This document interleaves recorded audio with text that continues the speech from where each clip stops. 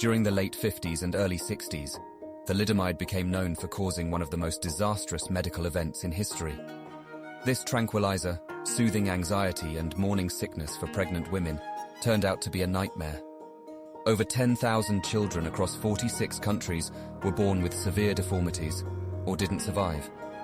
Thalidomide wasn't tested for pregnancy use, a decision that led to heartache for many families.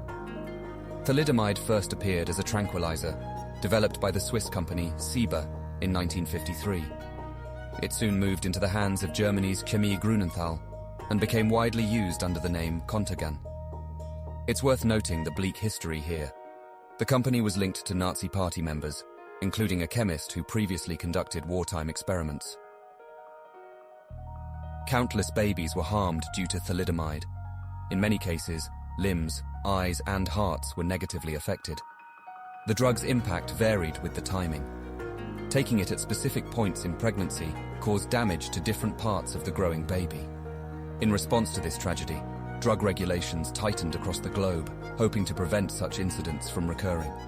The UK had its own thalidomide struggle, with around 2,000 affected children, half of whom didn't survive past infancy. A hard-fought battle led to a legal settlement, and eventually, a trust was established to support the survivors. The Spanish scenario was different. Due to poor regulation and oversight, thalidomide remained available much longer, resulting in several hundred living victims identified decades later. While it was Australian obstetrician William McBride who raised alarm bells, it's now acknowledged that it was actually a midwife, Sister Pat Sparrow, who first suspected a link between the drug and birth defects. Despite previous honours, McBride's career ended in disgrace due to unrelated scientific fraud. At the same time, robust scientific research in Germany by paediatrician Widukind Lenz confirmed the drug's harmful effects. In some countries like Canada and Australia, thalidomide was distributed for longer, which led to an increased focus on drug toxicity.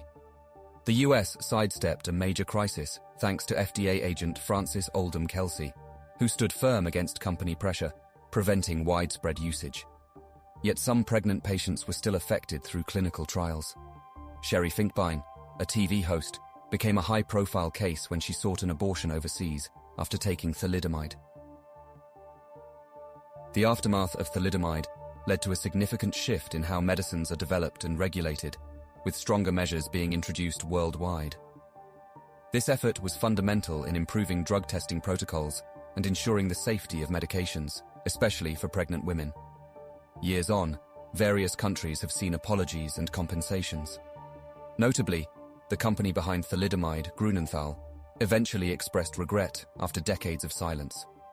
Governments, too, have recognized their role and offered formal apologies, including a recent one from the Australian government, marking it as a dark chapter in the nation's history.